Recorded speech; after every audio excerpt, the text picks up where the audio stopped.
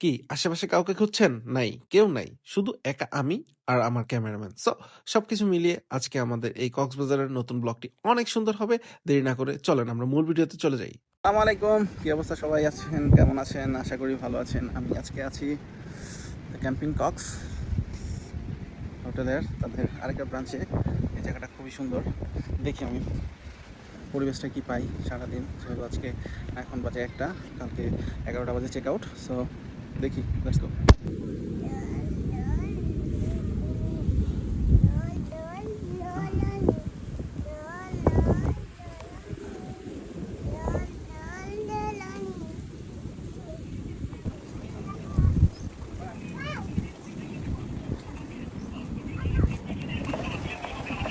আসসালামু আলাইকুম, আমরা আছি একটা রিসোর্টে।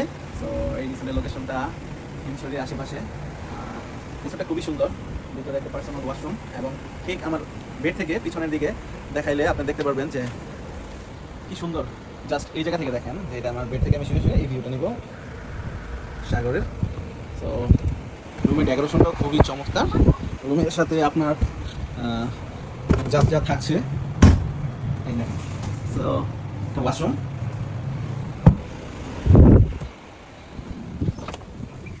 ও মাই গড, এই যে ভিউটা দেখেন।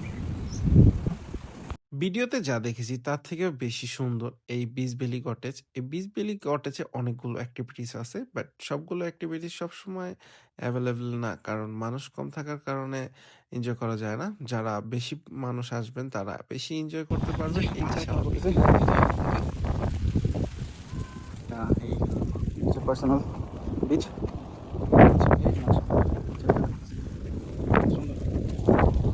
চমৎকার, ভালো।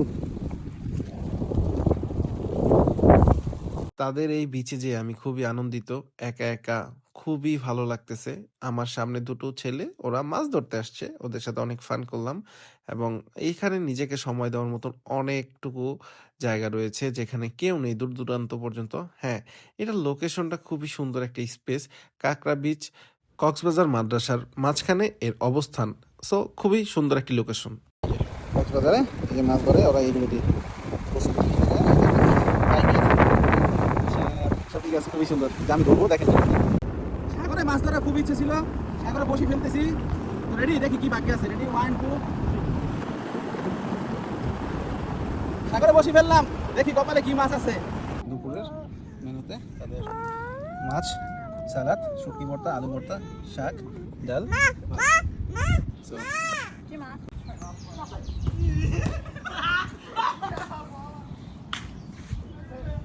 বন্ধু-বান্ধব নিয়ে আসলে এই জায়গায় আরেকটু বেশি এনজয় করা যায়। এই যে এই ধরনের এনজয়গুলো বন্ধু-বান্ধবের সাথে খুবই মজাদার করা যায়। আমি কাকড়ার সাথে অনেকক্ষণ খেলাধুলা করেছি। কাকড়ার সাথে খেলাধুলা করে বিকালটা নিজের মতন করে এখানে একা সময় দিয়েছি। অনেক ভালো লাগলো এবং এই পরিবেশটা আসলে আমাকে মুগ্ধ করে দিয়েছে। কারণ এইরকম যে ফিল আমি পাবো এটা আমি কখনো কল্পনাই করিনি। দেখাতে পারছি জানি না, এই যে সামনে যেগুলো দেখতেছেন এই সবই কাঁকড়া। এই যে সামনে গেলেই ঢুকে যাচ্ছে, সামনে গেলেই ওরা গর্তে ঢুকে যায়। সন্ধ্যার পরে বিচ ভ্যালির পরিবেশটা আরো সুন্দর হয়েছে, কারণ এখানে তেমন কোনো মানুষ ছিল না। ছিল শুধু কিছু ফ্রেন্ড সার্কেল, আর একটি পরিবার, আর আমাদের একটি পরিবার। সব মিলিয়ে বেশি মানুষ ছিল না। তো সবাই সবার জায়গায় ছিল এবং বৃষ্টি ভাব ছিল, হালকা পাতলা বৃষ্টি পড়ছিল, যার কারণে কেউ বাহিরে তেমন একটা সময় দেয়নি। বাহিরের এই যে লাইটিং এর গুলা জাস্ট ওয়াও ছিল। লাইটিং এর সিস্টেম গুলোও তাদের ভালো ছিল। সবকিছু একটু ভিজে ভাব ছিল। তাও আমি আমার মেয়েকে নিয়ে একটু বের হলাম। বের হয়ে একটু এনজয় করানোর চেষ্টা করলাম। ও ঘুমানো ভাব ধরেছিল, বাট ঘুমায়নি। দোলনায় একটু বসার জন্য আমরা চলে গেলাম দোলনার দিকে। কিন্তু দোলনার দিকে যেতে দেখি দোলনার নিচের দিকে পানি চলে আসছে এবং মাছও চলে আসছে। এইটা নিয়ে একটু আমরা খেলাধুলা করলাম এবং দোলনায় গিয়ে দেখি ভিজা ভাব। এর জন্য আমরা চলে আসলাম। সবথেকে মজার বিষয়টা হলো এখানে রাত্রেবেলা একদম পরিবেশটা আলাদা পাওয়া যায়। কক্সবাজার আমরা যেই পরিবেশে সবসময় থাকি, এখানে সেই পরিবেশ থেকে 100% ভিন্ন পরিবেশ। তো এটা অত্যন্ত ভালো তো ছিল গাইস, আমার এই জন্য। যে কাঁকড়াগুলো আপনাদেরকে দেখাতে চাচ্ছি। এই কাঁকড়াগুলো আমি বেশি সামনে না, মানে একটু সামনে গেলেই ওই যে একটু অল্প একটু সামনে গেলেই ওরা নাই, বুম। তাড়াতাড়ি ঘুমিয়ে যাওয়ার কারণে তাড়াতাড়ি উঠে কাঁকড়া দেখে এইখানে দোলনায় এসে বসে একটু এনজয় করতেছি। দেন তারপর আমরা চলে যাব আমাদের নাস্তার জন্য। আমাদের সকালের ব্রেকফাস্ট আমরা কটেজের ভিতরে বসে এই সাগরের পাড়ে বসে বসে খাচ্ছি। এই ছিল আমাদের মেনুতে, এটা হোটেলের সাথে অ্যাটাচড। একটু পরে যেহেতু আমরা চেক আউট করে ফেলবো, এখন সময় মোটামুটি 10:30 বাজে। সো আমি আমার মেয়েকে নিয়ে আবার চলে আসলাম সাগরের পাড়ে। কারণ এখানে তেমন একটা ভিড় নেই, কিছু নেই। শুধু ও আর আমি। ও আর আমি দুজনে দুজনকে সময় দিচ্ছি, খেলাধুলা করছি এবং ওকে একটু খাওয়ানোর চেষ্টা করতেছি। কারণ ও একটু খেতে আলসেমি করে। সবাই ওর জন্য দোয়া করবেন যেন ও ভালো করে খাওয়া-দাওয়া ঠিক মতন করে এবং সুস্থ থাকে ইনশাআল্লাহ। সো ওকে নিয়ে সময় দেওয়াটাই আমার সবথেকে মূল বিষয় ছিল এবারের কক্সবাজারের যাত্রা। সো সবকিছু মিলে ওকে নিয়ে আমি ভালোই সময় কাটালাম। সবাই দোয়া করবেন যেন আমি আরো বেশি ওকে সময় দিতে পারি।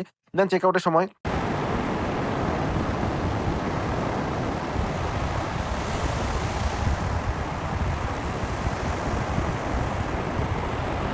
ওকে একটু দোল খাওয়াচ্ছি, কারণ আমি আসার সাথে, সাথে ও আমাকে দোল খাওয়িয়েছিল। আপনারা হয়তোবা দেখেছেন। তো সবকিছু মিলিয়ে আমার এই কক্সবাজার যাত্রার এই বিচ ভ্যালি রিসোর্টটা আমার ভালো লেগেছে। আমি এইরকম সময় চেয়েছিলাম আমার ফ্যামিলিকে দেওয়ার জন্য।